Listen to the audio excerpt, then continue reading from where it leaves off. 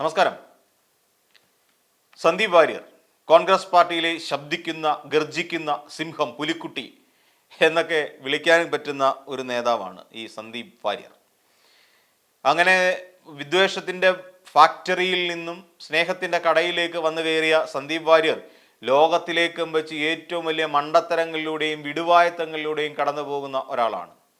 തനിക്കിപ്പോൾ ഇവിടെ എന്തോ മലമറിച്ച് വെച്ചിരിക്കുന്നു എന്നുള്ള ഒരു ചിന്താഗതിയും ധാരണാ പിശകുകളുമുള്ള ഒരു മനുഷ്യനാണ് സന്ദീപ് വാര്യർ. ഇപ്പം ശങ്കുട്ടിദാസുമായി ബന്ധപ്പെട്ടിട്ട് എന്താണ് ശങ്കുട്ടിദാസിൻ്റെ കാര്യത്തിൽ എന്താ പറഞ്ഞത്? അദ്ദേഹം മദ്യപിച്ചുകൊണ്ട് ഫേസ്ബുക്കിൽ എന്തെങ്കിലും തോന്നിവാസം എഴുതി പിടിപ്പിക്കുക എന്നുള്ളതാണ് ഈ സന്ദീപ് വാര്യർ ചെയ്തുകൊണ്ടിരിക്കുന്നത്. എന്തെങ്കിലുമൊക്കെ എഴുതി കൂട്ടുക. ഞാൻ കോൺഗ്രസിൻ്റെ അതായത് കോൺഗ്രസിൻ്റെ സ്രഷ്ടാക്കൾക്ക് പോലും ഇല്ലാത്ത ആത്മാർത്ഥത തനിക്കുണ്ട് എന്ന് മറ്റുള്ളവരെ ബോധ്യപ്പെടുത്തിക്കൊണ്ട് ഞാൻ ഉത്തമനായ ഒരു കോൺഗ്രസ്സുകാരനാണെന്ന് വരുത്തി തീർക്കുകയും ഈ പ്രതിപക്ഷ നേതാവിൻ്റെ അടക്കമുള്ളവരുടെ സ്നേഹലാളനങ്ങളേറ്റ് പുളകിതനാകുകയും ചെയ്യാൻ വിധിക്കപ്പെട്ട, മോഹിച്ചുകൊണ്ട് നടക്കുന്ന ഒരു നേതാവാണ് അക്ഷരാർത്ഥത്തിൽ സന്ദീപ് വാര്യർ. നമുക്കറിയാം, പാലക്കാട് ഉപതെരഞ്ഞെടുപ്പുമായി ബന്ധപ്പെട്ട് സ്നേഹത്തിൻ്റെ കടയിലേക്ക് വന്നു കയറിയ ഈ സന്ദീപ് വാര്യർ ഷാഫി പറമ്പിലിൻ്റെ താടിയിലിരിക്കുന്ന കേക്ക് വരെ തുടച്ചു കൊടുത്തുകൊണ്ടാണ് തൻ്റെ സ്നേഹം പങ്കിട്ടത്. നമ്മൾ കണ്ടതാണ്. അപഹസിക്കപ്പെട്ട ഒരു നേതാവ്.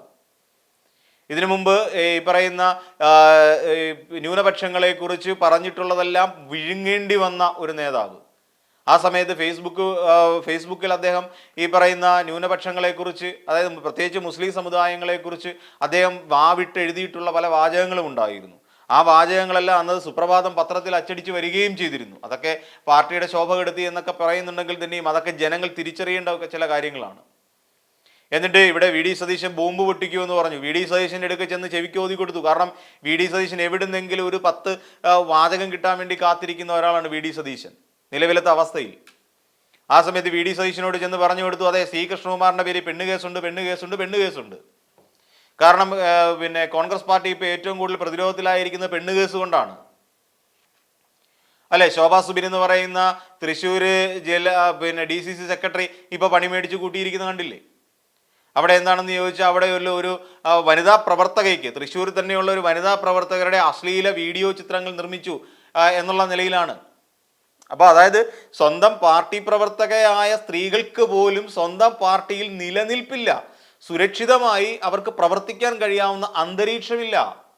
ഒരുപക്ഷെ കെ രമയ്ക്ക് ഒന്നും മനസ്സിലാവണമെന്നില്ല, കെ രമയ്ക്കോ ബിന്ദു കൃഷ്ണയ്ക്കോ ഒന്നും ഇത് മനസ്സിലാവത്തില്ല. കെ രമയ്ക്ക് ഈ പറയുന്ന തൻ്റെ വടകരക്കാരനായ ഷാഫി പറമ്പിലിനെതിരെ ഗോഗോ വിളിച്ചു കഴിയുമ്പോൾ, സമരത്തിനിറങ്ങി കഴിയുമ്പോൾ അവരെ നേരിടാൻ മാത്രമേ കെ രമയ്ക്ക് കഴിയൂ. അല്ല സ്വന്തം പാർട്ടിയിലുള്ള അല്ലെങ്കിൽ സ്വന്തം മുന്നണിയിൽ നിന്നുള്ള ഒരു പാർട്ടിക്കകത്തുള്ള അവിടുത്തെ വനിതാ നേതാക്കൾ അനുഭവിക്കുന്ന കഷ്ടപ്പാടുകൾ തിരിച്ചറിയാനോ അവർക്കെതിരായി അവിടുത്തെ നേതൃത്വം നടത്തിക്കൊണ്ടിരിക്കുന്ന ആൺകോയ്മയെ ചെറുക്കാനോ കെ രമയെ പോലുള്ള നേതാക്കന്മാർക്ക് കഴിവില്ലാതെ പോയി.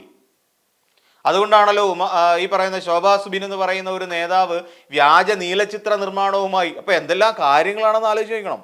സ്ത്രീപീഡനം ഒരു വഴിക്ക്, പെണ്ണുങ്ങളെ ഇക്ലിപ്പെടുത്തുന്ന മെസ്സേജ് അയക്കുന്ന വിഭാഗക്കാർ ഒരു വഴിക്ക്, അത് കഴിഞ്ഞപ്പോൾ ഇതാ കിടക്കുന്നു അടുത്തത്. അപ്പോൾ അതായത് സ്ത്രീകളുമായി അടുപ്പം കൂടുകയും അതുവഴി പിന്നീട് ഗർഭവതികളായി കഴിയുമ്പോൾ അവരെ ഗർഭഛിദ്രത്തിന് പ്രേരിപ്പിക്കുകയും നിർബന്ധിക്കുകയും ചെയ്യുന്ന ഒരു വിഭാഗം ആൾക്കാരുടെ ഒരു ഗ്രൂപ്പായി കോൺഗ്രസ് പാർട്ടി അവസാനിച്ചിരിക്കുന്നു, അധപ്പതിച്ചിരിക്കുന്നു.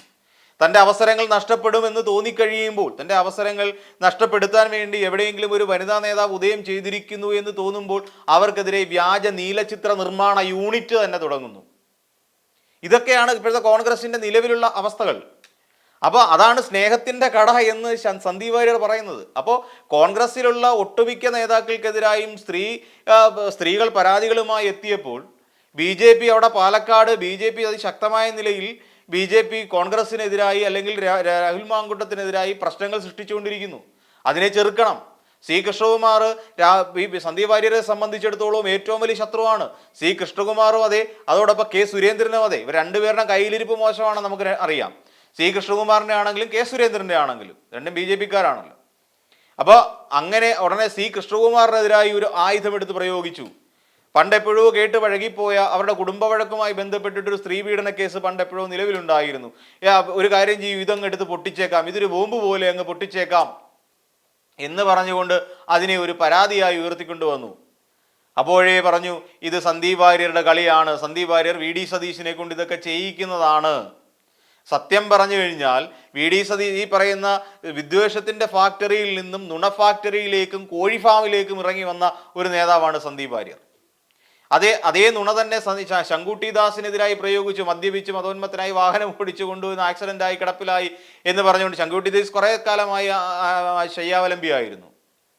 ഉടനെ പരാതി. അപ്പൊ ശങ്കുട്ടി ദാസ് എന്ത് ചെയ്തു? ക്രിമിനൽ മാനനഷ്ട കേസ് ഫയൽ ചെയ്തു. ക്രിമിനൽ മാനനഷ്ട കേസ് ഫയൽ ചെയ്ത് കഴിഞ്ഞപ്പോഴേക്ക് പെട്ടു എന്ന് മനസ്സിലായി. കാരണം 6 വർഷത്തേക്ക് ഇനി മത്സരിക്കാൻ കഴിയാത്ത ഒരവസ്ഥയിലേക്ക് പോകും. 2 വർഷം തടവ് ശിക്ഷ ലഭിക്കും ഈ ഇതുമായി ക്രിമിനൽ മാനനഷ്ട കേസ് ഫയൽ ചെയ്ത് കഴിഞ്ഞാൽ. കാരണം ഒരാളെ അപകീർത്തിപ്പെടുത്തുക, എന്നിട്ട് ഏറ്റവും അവസാനം പറഞ്ഞു ഞാൻ അങ്ങനെ നിങ്ങളെ ഉദ്ദേശിച്ചല്ല വേറൊരാളെ ഉദ്ദേശിച്ചാണ് എന്ന് പറഞ്ഞ് തടി തപ്പി സ്വാഭാവികമായ പഴയ സംഘപരിവാർ മാനായി മാറുകയായിരുന്നു സന്ദീപ് വാര്യർ ചെയ്തത്. മാപ്പെഴുതി കൊടുത്തു വീർ സവർക്കറെ അനുസ്മരിപ്പിക്കും വിധത്തിൽ. അപ്പോഴേക്ക് പഴയ BJP-കാരനായി സന്ദീപ് വാര്യർ മാറി. ഇന്ന് സന്ദീപ് വാര്യർ എന്ന് പറയുന്ന ഒരു നേതാവ് കോൺഗ്രസ് പാർട്ടിയെ സംബന്ധിച്ചിടത്തോളം തലവേദനയായി മാറിയിരിക്കുകയാണ്. തലവേദന, എന്ത് പുരട്ടിയാലും മാറാത്ത തലവേദനയായി കഴിഞ്ഞിരിക്കുന്നു. അത് തൃശ്ശൂറുകാർക്കാണ് ഏറ്റവും വലിയ ശല്യമായി മാറിയത്. അവിടെ തൃശ്ശൂരിൽ എങ്ങനെയെങ്കിലും, അതായത് വിളിക്കാത്ത പരിപാടികളിൽ പങ്കെടുക്കുക, വലിഞ്ഞു കയറി ചെല്ലുക എന്ന് പറയും. എന്തുകൊണ്ടാണ് C. കൃഷ്ണകുമാറിന്റെ വേദിയിൽ അവിടെ നടന്ന കൺവെൻഷനിൽ, തെരഞ്ഞെടുപ്പ് കൺവെൻഷനിൽ കസേര കൊടുത്തില്ല എന്നും പറഞ്ഞുകൊണ്ട് പിണങ്ങി പിരിഞ്ഞു വന്ന ഒരാളാണ് ഈ സന്ദീപ് വാര്യർ. പിണങ്ങി പിരിഞ്ഞു വന്നതാ. അങ്ങനെ കസേര വാര്യർ എന്ന പേര് സന്ദീപ് വാര്യർക്ക് ലഭിച്ചു, ചാർത്തി കൊടുത്തു സോഷ്യൽ മീഡിയ. അങ്ങനെ വന്ന് ഒടുവിൽ ഇപ്പോൾ ഈ സ്നേഹത്തിന്റെ കടയിലേക്ക് വന്നു കയറിയ സന്ദീപ് വാര്യർക്ക് തൃശ്ശൂരിലെ കോൺഗ്രസ്സുകാരെ സംബന്ധിച്ചിടത്തോളം ഇതൊരു വലിയ തലവേദനയാണ്. ക്ഷണിക്കാത്ത പരിപാടികളിൽ പങ്കെടുക്കുക. കാരണം എന്താണ്? തൃശ്ശൂര് തനിക്ക് നിയമസഭയിൽ മത്സരിക്കണം, അതാണ് കാരണം. തൃശ്ശൂരിൽ നിന്ന് തനിക്ക് മത്സരിച്ചേ പറ്റൂ. ആ ഒരു മോഹത്തിന്റെ പുറത്ത് തൃശ്ശൂര് ഏതൊക്കെ പരിപാടികളുണ്ടോ അവിടെ എല്ലാം വലിഞ്ഞു കയറി ചെല്ലുന്നത് നിത്യസംഭവമാക്കി മാറ്റി. എന്നിട്ട് അവിടെ നിന്ന് വെല്ലുവിളിച്ചു, കെ സുരേന്ദ്ര നിനക്ക് ധൈര്യമുണ്ടോ എനിക്കൊപ്പം ഇവിടെ വന്ന് തൃശ്ശൂരിൽ നിന്ന് മത്സരിക്കാൻ എന്ന് വെല്ലുവിളിക്കുകയും ചെയ്തു. നമ്മളൊന്ന് ആലോചിച്ച് നോക്കണം, ഈ പറയുന്ന സന്ദീപ് വാര്യർ എന്ന് പറയുന്ന ആൾക്ക് എന്ത് ക്വാളിറ്റി ഉണ്ട് ശരിക്കും കോൺഗ്രസിന്റെ ഒരു നേതാവായി സ്ഥാനാർത്ഥിയായി തൃശ്ശൂരിൽ മത്സരിക്കാൻ? എന്ത് ക്വാളിറ്റിയാണുള്ളത്? ഈ പറയുന്ന നൂലിൽ കെട്ടിയതുപോലെ ഒരു സുപ്രഭാതത്തിൽ ഒരു പാർട്ടിയെ തള്ളിപ്പറഞ്ഞുകൊണ്ട് ആ പാർട്ടിയുടെ ആശയങ്ങളെ ഒറ്റ ദിവസം കൊണ്ട് ചവിട്ടി മെതിച്ചുകൊണ്ട് ഇവിടെ മറ്റു കോൺഗ്രസിലേക്ക് ഇറങ്ങി വന്ന ഈ പറയുന്ന നേതാവിന് എന്ത് ക്വാളിറ്റിയാണ് സന്ദീപ് വാര്യർക്ക് നമ്മൾ കൊടുക്കാൻ പറ്റുന്നത്? നമുക്കറിയാം, ഇവിടെ നിരവധിയായ നേതാക്കന്മാരുണ്ട് അർഹിക്കുന്ന പരിഗണന കിട്ടാത്തവർ. കേരളത്തിലെ എത്രയെത്ര ആൾക്കാരുണ്ട് അർഹിക്കുന്ന പരിഗണന കിട്ടാത്തവർ. ഇപ്പൊ ഈ പറയുന്ന പോലെ നമുക്ക് ഒന്നേ തുടങ്ങാം. ഉമ്മൻചാണ്ടിയുടെ മകനായതിന്റെ പേരിൽ മാത്രം തൽക്കാലം സീറ്റ് കൊടുത്ത ഒരാളാണ് ചാണ്ടി ഉമ്മൻ. ചാണ്ടി ഉമ്മന് കോൺഗ്രസിൽ എന്ത് പരിഗണനയാണ് കിട്ടുന്നത്? എന്ത് പരിഗണന കിട്ടുന്നുണ്ട്? ചാണ്ടി ഉമ്മനെ പുതുപ്പള്ളിയിലല്ലാതെ വേറെ ഏതെങ്കിലും ഒരു നിയോജക മണ്ഡലത്തിൽ നിർത്തി വിജയിപ്പിക്കാനുള്ള തൻ്റെ ഇടം കോൺഗ്രസ് പാർട്ടിക്കുണ്ടോ? ഇല്ല.